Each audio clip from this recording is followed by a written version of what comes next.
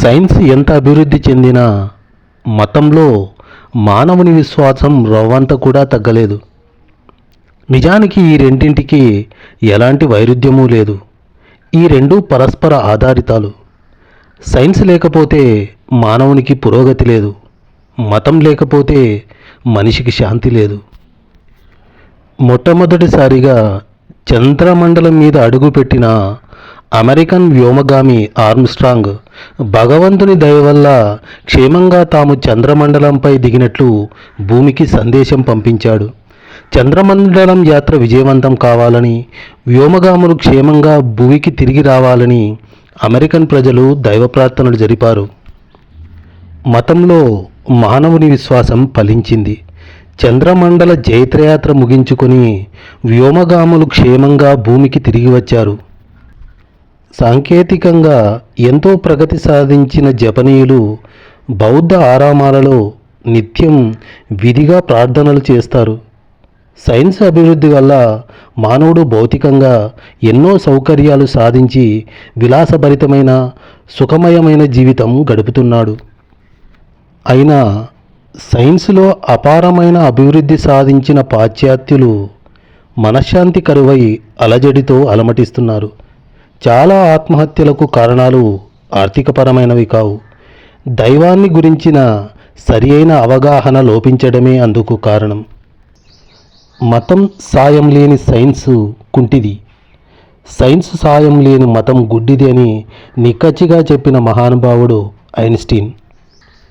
Science, మతం ఒకదానితో ఒకటి పెనవేసుకొని ఉన్నవని ఈ మాటల వల్ల తెలుస్తుంది.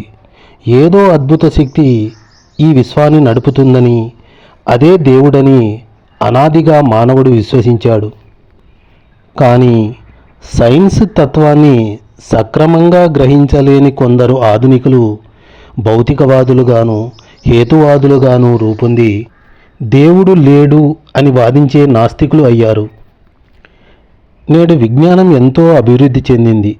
కానీ ఆ విజ్ఞానం వక్రమార్గం పట్టడం వల్ల అణుయుద్ధం సంభవించి ప్రపంచమే నాశనం కాగల ప్రమాదం ఏర్పడింది. ఇలాంటి ప్రమాదాలను నివారించగలిగేది మతం ఒక్కటే.